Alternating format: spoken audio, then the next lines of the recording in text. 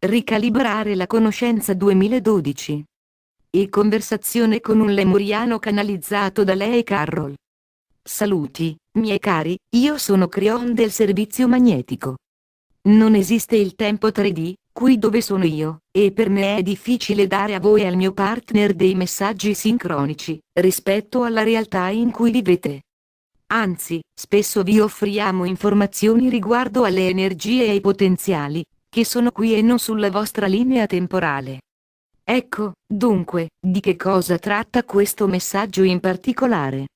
Le cose che abbiamo da dirvi sono poche, ma è necessario che lo facciamo lentamente e con cura, perché trattiamo questioni di cui il mio partner non ha alcuna conoscenza.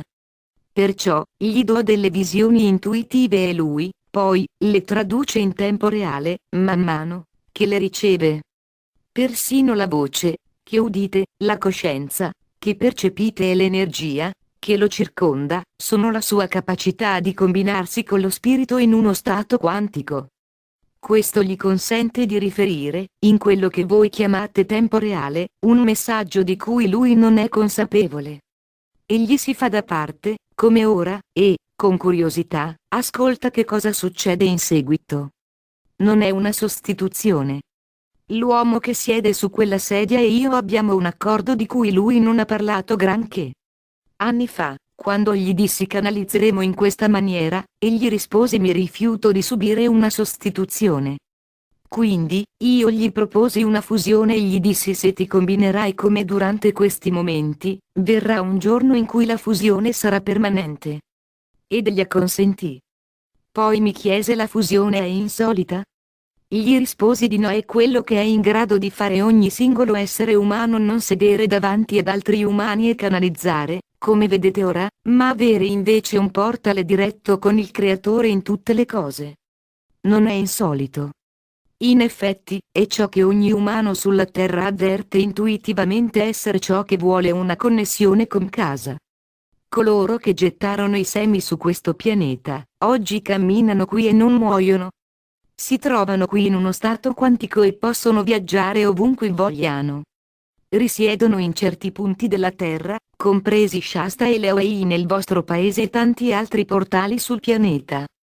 Molti di voi che state leggendo sapete di che cosa parlo.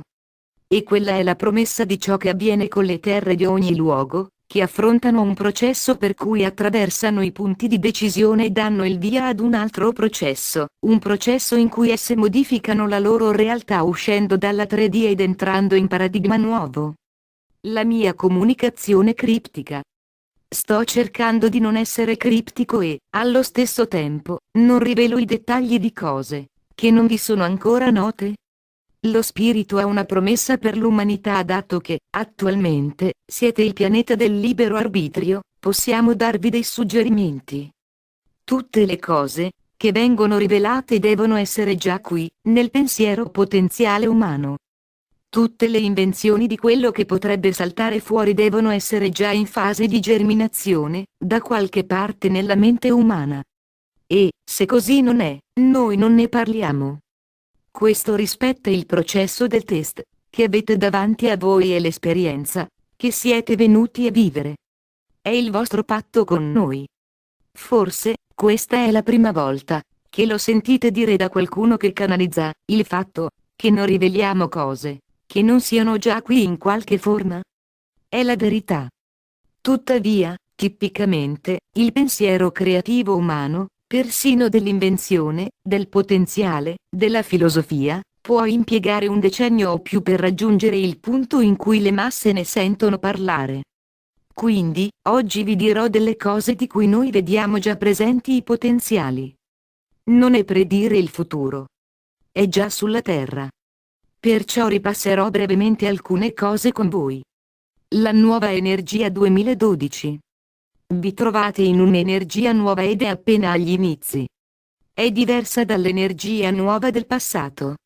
La fine del 2011, stemperandosi in questo 2012, è ridato luogo a quello che andavamo predicendo da tanto tempo. È il ponte di spade. Il ponte di spade, che abbiamo già descritto, è un ponte che l'umanità adopera per passare da un'energia all'altra ed è celebrato in tutto l'universo. È celebrato da coloro che contribuirono a seminare il pianeta e da quelli che contribuirono a seminare loro, e da quelli prima di essi e prima ancora. Sono tutti in piedi accanto a voi, di fronte a voi, nel corridoio della vostra vita, con le spade incrociate sopra di voi, a festeggiare la vostra vittoria. Come la cerimonia del matrimonio militare, quando i compagni di battaglia si alzano e incrociano la spada, mentre voi percorrete la navata, quello è il ponte di spade ed è quello che state facendo voi. Oh, cari, può di nuovo sembrarvi criptico, ma questi qui che incrociano le spade hanno affrontato quello che avete affrontato voi. Loro sanno che cosa sta succedendo e dove ciò potrebbe finire per condurvi. Hanno atteso molto a lungo questo momento. Sono così tanti, provenienti da così tante differenti parti dell'universo, e tutti lo sanno. Aiuto in quello che sta succedendo attualmente. Avete aiuto. Che cosa succede a un pianeta che sta iniziando ad ammorbidirsi? Le anime vecchie sono i portatori di luce, e lo sono da anni. Sono quelle che possono mostrare al resto della Terra la luce in un luogo buio. È quello che fate da anni ed è stata una lotta in salita. È una metafora troppo usata, ma che continuiamo a proporre per semplicità. Considerate che, sul pianeta, avete persone che hanno camminato nell'oscurità per migliaia di anni. È soltanto il buio. Non è malvagio o mistico, ma semplice assenza di luce. È un'oscurità in cui l'umanità non si unifica, perché è difficile farlo, se un'intera razza umana si muove al buio. È difficile sapere cosa fare, quando non si riesce a vedere dove mettere i piedi. Allora vi prendete cura di voi stessi. Si tratta più di sopravvivenza, che altro le cose basilari. In modalità sopravvivenza, raccogliete gli altri intorno a voi per il conforto e la sicurezza. Li sentite, li percepite, potete radunare quello che chiamate un gruppo e vi stringete nel buio, metaforicamente. Questa è la metafora per il pianeta così come lo conoscete. Le guerre scoppiano perché siete al buio. Non riuscite a vedere gli altri, quindi li temete e vi preparate a difendere sempre la vostra realtà. È andata così per quasi tutta la vostra storia. Improvvisamente, però, c'è luce. Cosa succede quando c'è luce in luogo buio, anche solo un po'? Improvvisamente, molti riescono a vedere come camminare da qui a lì. Immaginate di dover camminare al buio da anni per secoli e, di colpo, ecco una luce sul sentiero. Non esiste la paura dell'ignoto, quando potete vedere davanti a voi. Siete liberi di unirvi, dato che potete vedere che gli altri sono proprio come voi. Sono liberi di avere idee. Siete liberi di avere conoscenza. Questo messaggio particolare è come vi ho detto che sarebbe stato. Potete chiamarlo ricalibrare la conoscenza del pianeta. A vostra insaputa, e molto lentamente, sta avvenendo un ammorbidimento, che sposta ulteriormente le energie del pianeta dal maschile al femminile. Cioè, sta equilibrando ciò che era sbilanciato. Il nord e il sud si stanno unendo, nel senso di emisferi, così che non ci sia più un emisfero settentrionale ma piuttosto un emisfero equilibrato. Deve succedere in questo modo, affinché l'Africa faccia quello che farà. Seguono predizioni. Osservate l'Africa sulla cartina geografica. Capirete di cosa parlo. L'equilibrio si deve verificare e lo sta facendo. L'Africa, entro 75 anni, diventerà letteralmente il mondo nuovo. Cosa succede quando guarite un continente e le cose fondamentali sono quindi disponibili, senza il controllo di malattie o dittatori? La risposta è l'inizio sorprendente di una civiltà, che non ha confini e niente da disimparare se non la povertà. State a vedere e state indietro. Cosa succede quando la Terra inizia ad ammorbidirsi e c'è più luce? Persino i terroristi cambiano. Ti invito a tenerlo d'occhio, essere umano, ti invito a tenere d'occhio a tutto quanto. Potete osservare il verificarsi di cose che non vi aspettate. Quando l'Unione Sovietica crollò, Quanti di voi avevano le risposte del perché fosse successo senza una guerra civile? È perché quella vecchia energia non era più sostenibile dagli umani, che vivevano là. Arriva un momento, nella fisica della coscienza, in cui se non avete un gruppo cooperante di esseri umani, che siano d'accordo su un precetto di vecchia energia, questo non può essere sostenuto. Cosa succede quando la maggioranza del mondo non vuole più la guerra? Lo state effettivamente vedendo mentre si sviluppa. Qualcuno vi ha detto che vi è scaduto il tempo per un'altra guerra mondiale? Nella 3D è così. Nel paradigma della vecchia energia è così. Voglio che osserviate alcuni paesi. Non ho un orologio con questa affermazione. Crion ci sta dicendo che non c'è una cornice temporale, dal suo lato del velo, ma solo dei potenziali. Ve lo dirò e basta, è imminente secondo i tempi dello spirito, questo potrebbe significare anche un decennio. Voglio che osserviate attentamente i cambiamenti in alcuni paesi. Vedrete i cambiamenti, che sono ovvi e altri che non lo sono altrettanto velati o presunti. Ma quelli ovvi è più probabile, che li vediate prima Cuba, Corea del Nord, Iran, naturalmente e Venezuela. Voglio che osserviate quello che accade quando inizieranno a rendersi conto di non avere più alleati sulla terra. Persino i loro fratelli, che prima li sostenevano nell'odio, stanno dicendo forse non più. Sembra che non ci sostenga più. Osservate le sincronicità che avvengono. I leader, che sono deceduti, o che moriranno il prossimo anno o giù di lì, porteranno con sé le vecchie modalità. Guardate che cosa succede a quelli che prenderanno il loro posto e ricordatevi di questi incontri in cui vi ho descritto quei potenziali. La vecchia energia è viva, ma non felice. Voglio dirvi una cosa: la vecchia energia muore tirando calci. L'energia vecchia non si arrende, mai. L'energia vecchia, insomma, è dura e lenta a morire. Ci saranno delle resistenze per molto tempo. Ci saranno quelli convinti che il solo modo per ottenere ciò che vogliono sia di creare dramma, guerra e paura. Essi continuano a voler spuntare fuori in posti in cui pensavate di essere al sicuro e a trascinarvi indietro con loro. Odiano il fatto che la terra ci vada morbida con loro. E continuano a far sferragliare le loro sciabole, a minacciare e, così facendo, fanno notizia. Essi non sono la maggioranza, essere umano, ma spesso sono quelli più chiassosi. Quando ve ne andate in giro in perfetta salute e vi sentite alla grande, a parte un dolore alla luce, che cosa pensate? Al vostro alluce dolorante, così, guardate i media, che parlano per interminabili ore degli alluci doloranti e vi deprimete. So che capite la metafora. Il clima, di nuovo.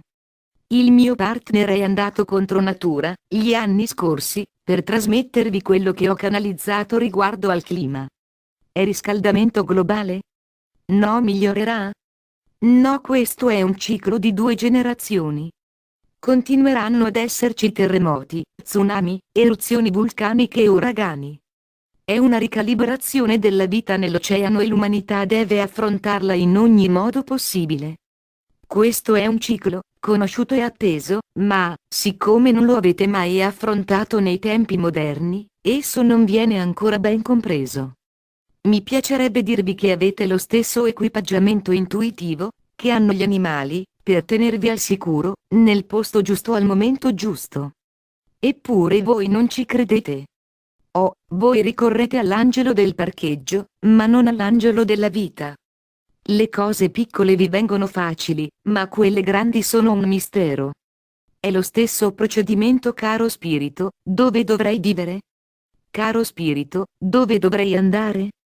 Lo spirito è proprio lì che vi risponde e voi lo percepite come intuizione. Ma la prima cosa che fate è dire "Ah, sono io che parlo".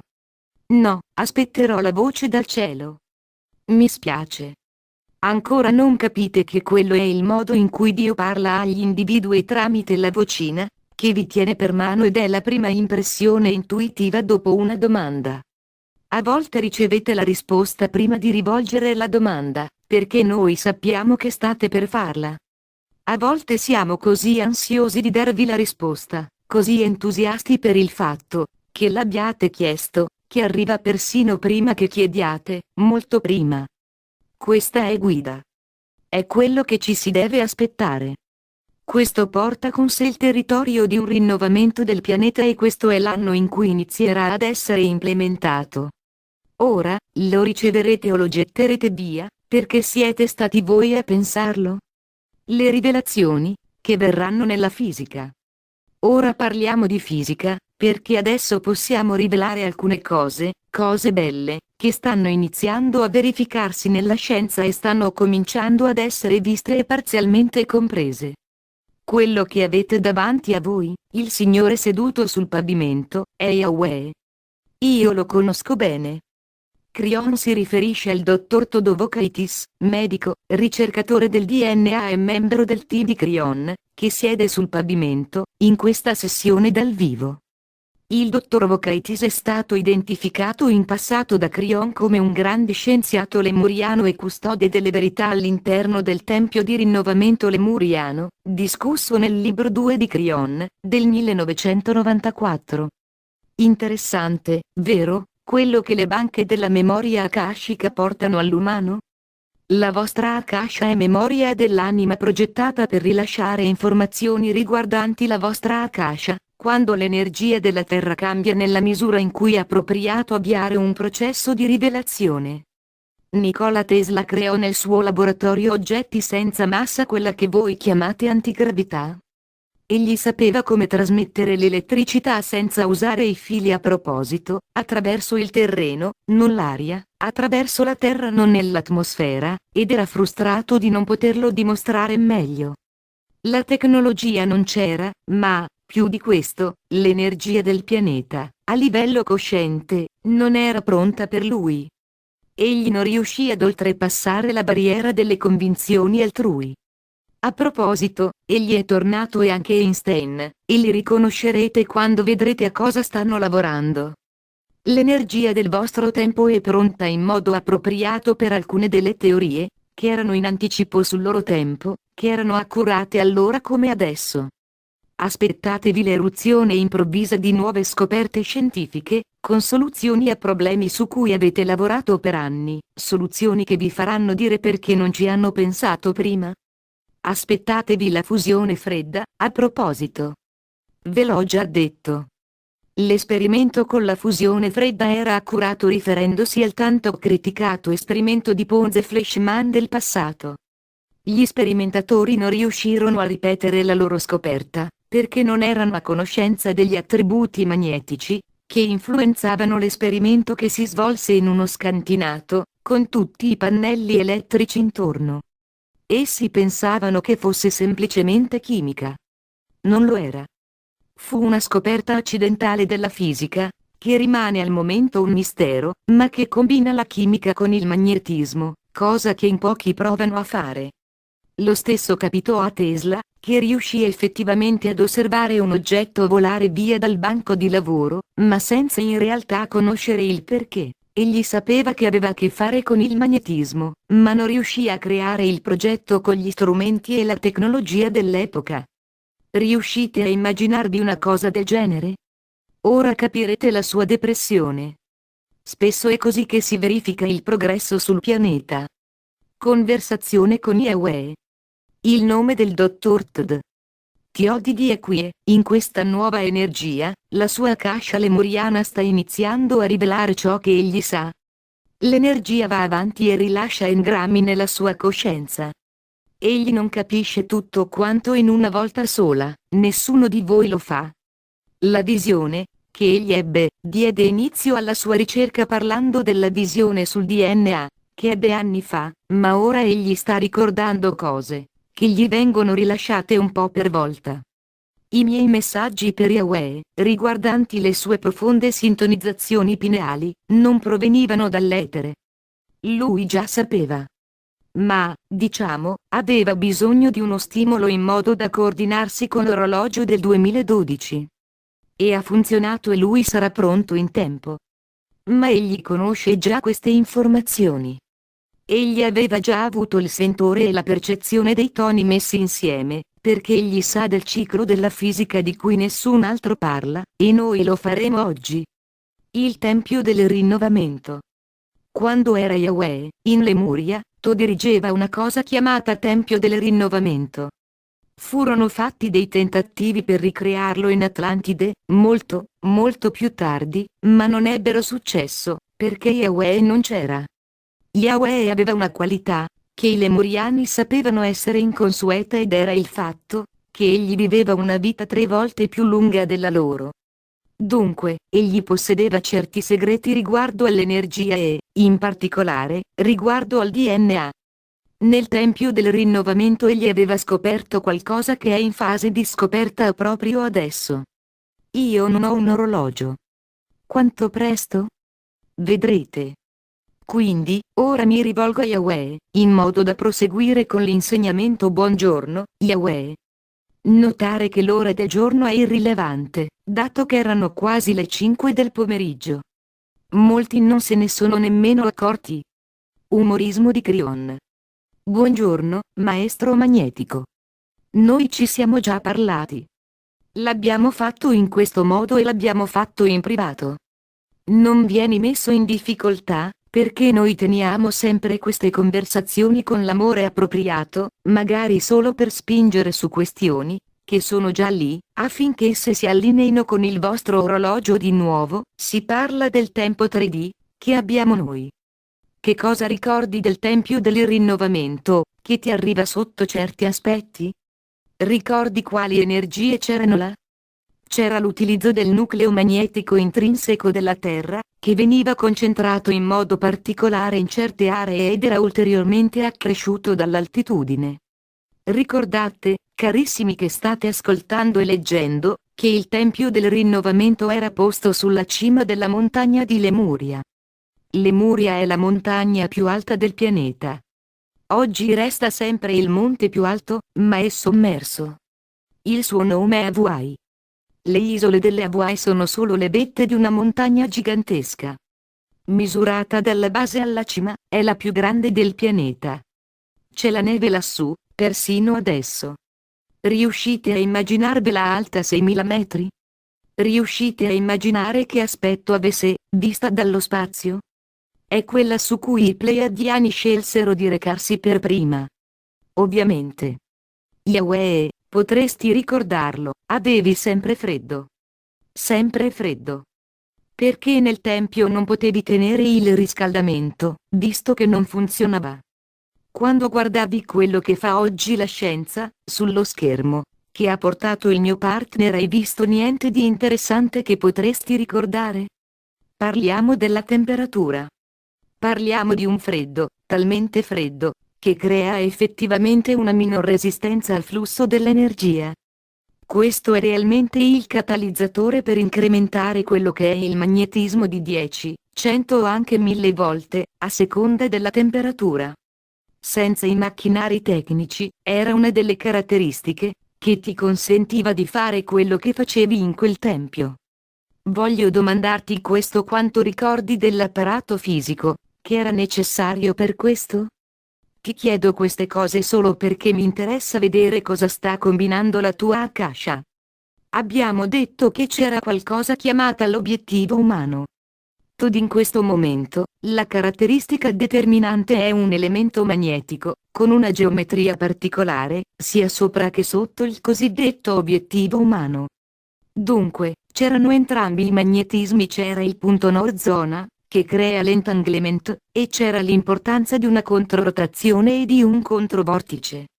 Molto bene. Notevole.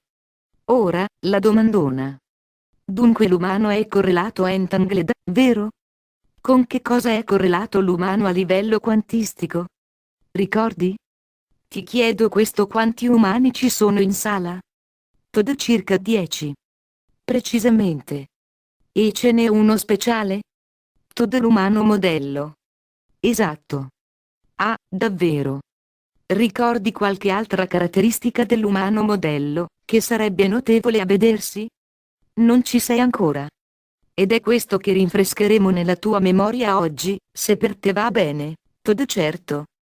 Tornerò da te, Yae, ma, Per ora, devo svolgere un processo affinché tutti voi capiate che cosa sta succedendo. Nel processo sta la rivelazione. Ora vi porto alla struttura atomica di base. L'ho già fatto, ma non vi ho mai portato a questo stadio. Voglio che osserviate come un elettrone, come se foste là, piccoli quanto lui. Ora vai piano, mio partner, perché non sei stato addestrato per questo ed è importante che ricevi il messaggio così come viene presentato, senza arricchirlo. Creon si rivolge a lei. I fisici dicono che l'elettrone ruota. Non lo fa e non può. Non c'è alcuna superficie su un elettrone, dato che essi sono energia. Essi non ruotano, ma hanno invece un potenziale elettronico. Ogni singola particella di questo pianeta, tutto ciò che potete vedere, tutte le cose di questo universo, sono create con la polarità. Queste sono informazioni nuove, ora. Tutte le cose sono create con la polarità e sono progettate per essere autoequilibranti. E, a causa della polarità di quello che voi chiamate più e meno, esse si spostano e cercano di equilibrarsi all'interno di un campo. Tutte le cose, sia fisiche, che di altro genere. Tuttavia, tutte le polarità sono inclini ad essere influenzate da quella che chiamerò pari pressione. Gli elettroni, che presentano quella che voi definireste un certo tipo di carica o ruotano con una polarità la chiameremo positiva, sono attratti da quelli che sono negativi, perciò si annulleranno. Essi si cercano a vicenda per creare il nulla dell'equilibrio. Cercano di essere bilanciati e, se non lo sono, non sono contenti. Uso questo termine solo per sottolineare la condizione di una particella della fisica, che non trova il proprio equilibrio. Persino chi non è portato per la scienza è in grado di apprezzarlo. Ma, persino con gli atomi, ci sono elettroni, che non sono accoppiati, dato che non c'è una legge dell'atomo, che dica che gli elettroni saranno sempre creati in numero pari. Dunque, spesso ci sarà quello che chiameremo lo spaiato e, quando questo avviene, l'intero atomo sarà caricato positivamente o negativamente a seconda di com'è quello spaiato. In questo caso, l'atomo cercherà un altro atomo, che abbia uno spaiato di carica opposta. Questa cosa ha un nome: magnetismo. Ho appena spiegato il magnetismo. Ora, la scienza ne conosce già una parte. Quello che ancora non si è compreso, però, è che tutte le cose hanno una dualità. Lo si sospetta e ci sono teorie, che verranno fuori abbastanza presto e io ve l'ho detto oggi, perché è sempre esistito nella mente di qualcuno. Quindi, dal molto piccolo al molto grande, persino la galassia ha dualità. Al centro della vostra galassia, quello che voi chiamate buco nero, è un motore quantico, che tira/spinge. Tra un minuto, vi dirò perché è così. Ecco una bella domanda, e risponderò subito. Perché tutto possiede una polarità? Perché mai sarebbe stato creato così, fino ad arrivare all'elettrone? La più piccola cosa, addirittura fino a quello che chiamate il bosone di Higgs, la particella di Dio e i quark, tutti hanno una polarità. Non troverete un frammento di natura privo di polarità. Perché? Ve lo dico io il perché. I fisici rideranno. Non per beffa, ma perché sono d'accordo.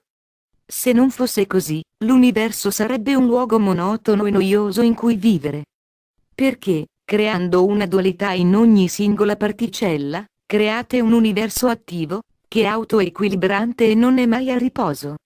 Se non fosse così, sarebbe statico, immutabile e non creativo. Perciò, senza polarità, non ci sarebbe vita. La vita è creata dalla presenza di una dualità, una polarità nelle particelle atomiche. La vita è quel che è necessario perché esista l'universo. Non c'è motivo di una fisica senza vita e voi pensavate fosse il contrario, vero? La vita fu un caso su un solo pianeta. O, come 3D da parte vostra. La vita è il progetto. Proseguiamo la conversazione, perché conduce da qualche parte. Yahweh, hai appena descritto il processo per creare il macro entanglement nel tempio. Quello che hai descritto erano magnetismo e punti neutri. Molto bene. Forse capisci che il magnetismo e i punti neutri sono persino al centro della vostra galassia? Todd naturalmente. Dunque, ciò significa che la galassia è in uno stato di correlazione con se stessa. Questo, ora, spiega perché tutte le costellazioni e i sistemi solari non seguono il moto newtoniano. Essi si muovono invece insieme, come una cosa sola, intorno al centro, perché sono correlati. Ve ne ho appena spiegato il motivo e la scienza inizierà a capirlo presto. Fino ad ora è stato un mistero, ma ora voi sapete. Allora, avete il macroentanglement? La cosa più grande, che possiate immaginare, la galassia, è correlata con se stessa. È possibile che ci siano altre situazioni di correlazione, che non vedete o non riconoscete, in ogni singolo giorno della vita? E la risposta è sì. Quindi eccoci. Oh, caro essere umano, quello che ti dirò fra poco è bellissimo ed ha a che fare con il DNA e Yahweh lo sapeva. Egli sapeva fare qualcosa di magico. La cianografia del DNA è perfetta. Il buon dottore ve lo dirà nella sua attuale incarnazione come dottor Todd. Ve l'ho già detto. È perfetto dentro di voi, eppure ve ne state qui con un DNA che non lavora bene. Sembra esserci una dicotomia, dato che è perfetto e progettato per una vita lunga, eppure fa delle cose che, rispetto a questo, sono contrastanti. Il DNA è progettato come fonte informativa per ricevere l'energia di ciò che ha intorno, creato dalla coscienza dell'umanità. Esso, poi, si pone in una reazione appropriata all'energia in cui si trova. In altre parole, se il pianeta ha un'energia bassa, anch'esso l'avrà. È un motore quantistico e, se l'energia quantistica creata dalla coscienza umana è bassa, esso lavora malamente. Voglio definire la vita per voi non la vita biologica, ma la vita spirituale. Quindi, a tutti gli intellettuali, tenete duro, perché a molti questo non piacerà. La vita spirituale, così come misurata dallo spirito, è quando un umano ha il libero arbitrio. Questo quando? È quando essi fanno il primo respiro. Non nell'utero. Qualcuno dirà è sbagliato, è sbagliato. L'anima dentro il corpo della donna è viva. Aspettate. Sto parlando di spiritualità. Quello che lo spirito vede.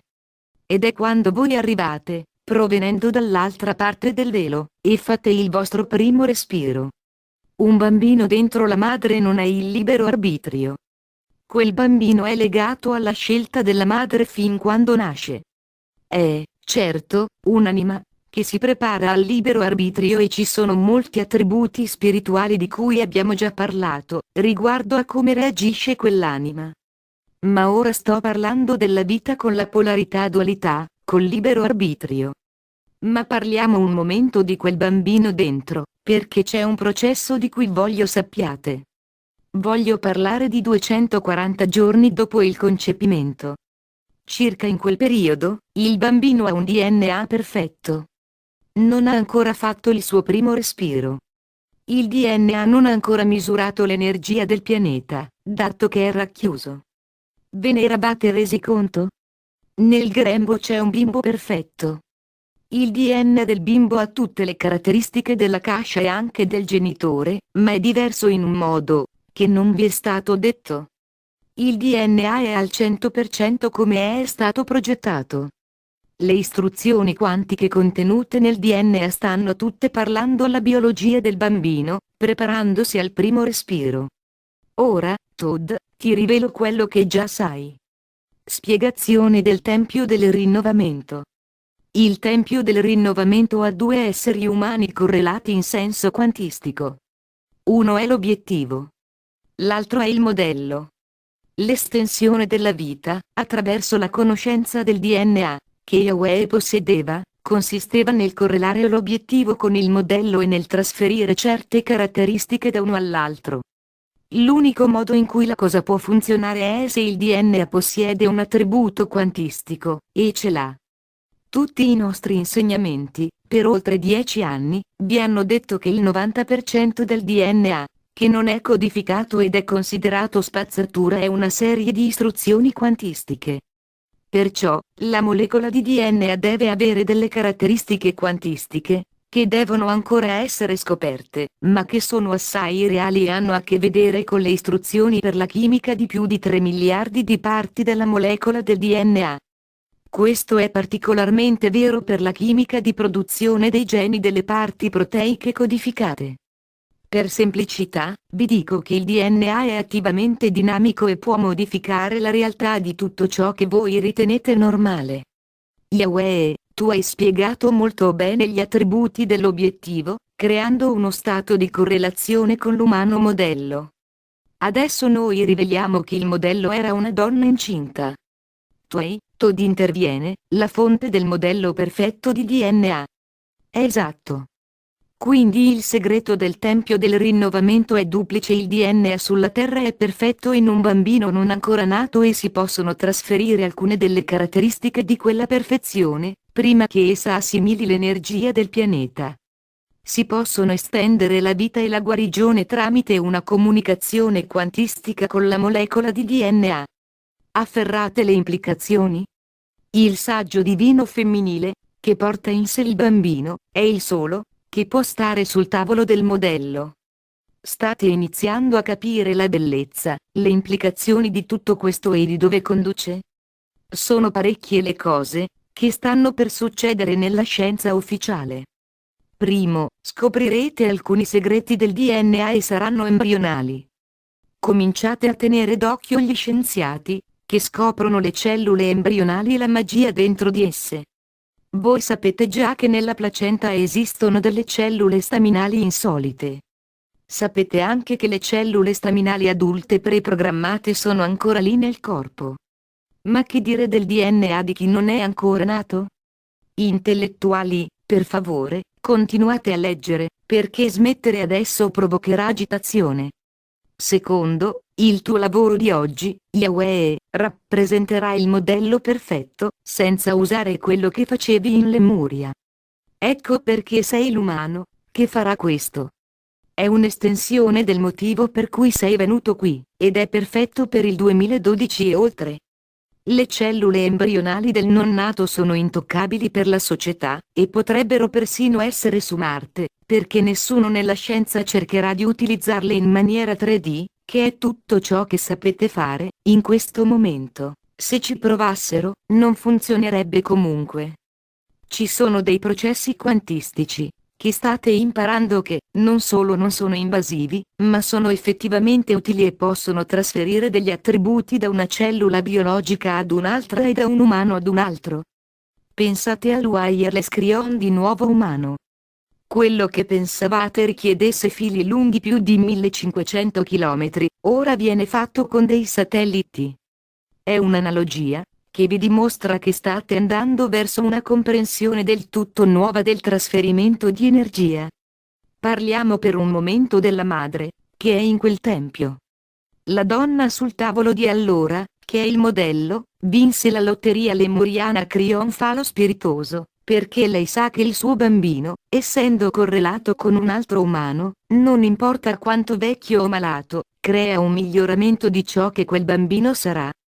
Questo è complicato, ma il processo di aiutare l'altro rimarrà inciso nella cascia del bambino e il bambino nascerà con una caratteristica del guaritore. C'è complessità e controversia e pensiero super intellettuale in tutto questo, perché i vostri cervelli 3D si lanceranno in cerca di qualcosa di sbagliato in tutto questo. Tutto ciò che posso dirvi è che il sistema quantistico non è un sistema lineare e la vostra logica finirà per terra, se cercate di analizzare queste cose. Riuscite a immaginare il tempo in cerchio? Riuscite a vedere di essere in due posti nello stesso istante, o persino di alterare la vostra struttura molecolare con la volontà, per far parte di un altro oggetto? Se riuscite a farlo, allora non vi è permesso di commentare in modo razionale. Perché tutte queste cose fanno parte delle possibilità quantistiche del DNA. Se non mi credete, chiedetelo a un pleiadiano. Ora, Yahweh, capisci che cosa facevi allora? Ti occorrono più risposte? Todd. Beh, direi, vero? Sì. Yahweh, cos'è che sogni? Che cosa sogni? che non sai e vuoi sapere? Todo sogno la ricalibrazione del DNA e l'allineamento coerente, che ci permette di muoverci liberamente, credo, come fanno i pleiadiani, in uno stato quantico, da un luogo all'altro. È naturale che tu chieda questo, dato che vedi un quadro molto più ampio, basato su quello che la tua Akasha ha visto e ricorda. Sai anche che è possibile. Nel frattempo, tutti quelli che sono qui stanno chiedendo la stessa cosa, riguardo a ciò che hanno appena udito, dove posso trovare una donna incinta e farlo subito. E ben al di là di questo i pleiadiani lo sapevano. Tutte queste informazioni, in origine, giunsero da loro e passarono a te, Yahweh. Era per allora, non adesso. I pleiadiani non hanno bisogno di una donna incinta per fare ciò che fanno oggi. Anche loro hanno il DNA, ma esso si trova in uno stato quantico completamente sviluppato, uno stato che per la razza umana è il potenziale. Vorrei rammentarvi che il mio partner vi ha fornito in passato dei messaggi sulla propensione della fisica. Ora siamo tornati alla questione della polarità, che aveva dato inizio a questa canalizzazione. Questa propensione, Yahweh, è imbevuta nell'invenzione naturale che hai scoperto tu. La fisica è attiva e cerca l'equilibrio. Vale a dire che ogni campo che hai creato con il tuo processo ha le caratteristiche, sei pronto, del DNA perfetto? Esso vede già gli attributi del modello del non nato. Non ti serve una donna incinta. Gli attributi possono essere passati all'umano e ricevuti da quell'umano in qualsiasi impostazione la sua struttura cellulare sia in grado di assorbire. Quello che hai fatto con il tuo lavoro è stato di creare un campo quantico con quelle caratteristiche pleiadiane, e le cellule ascoltano quando sono esposte ad esse. Non è ancora ben sintonizzato, ma alla fine scoprirai come farlo. Quando lo farai, avrai il motore di rigenerazione del futuro, senza un umano modello, ma con invece le caratteristiche dell'umano modello. Questo e altri processi saranno osservati anche dalla scienza. Non sarai solo. Non sarebbe appropriato che tu possedessi in esclusiva il segreto della vita, quindi ci saranno altri. Gli studi embrionali sugli animali cominceranno a rivelare ciò che dona la capacità di far ricrescere gli arti per gli umani e molte delle altre cose di cui parliamo da 23 anni. Questo pone una domanda ancora più grande: qual è il vero ruolo degli animali sul pianeta? Si reincarnano?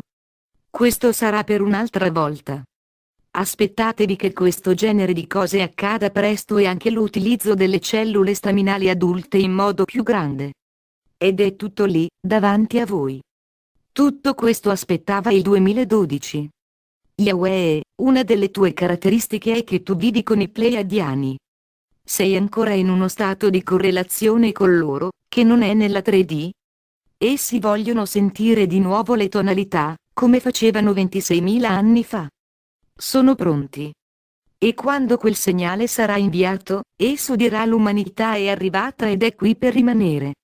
E questo è il messaggio di oggi. Qualcuno dirà: troppa scienza, Crion. Altri diranno: davvero, la bellezza del sistema del creatore è a portata di mano. Cari, non fatevi distrarre dai particolari della scienza. Non dovete sapere e capire, ma vi chiediamo di celebrare.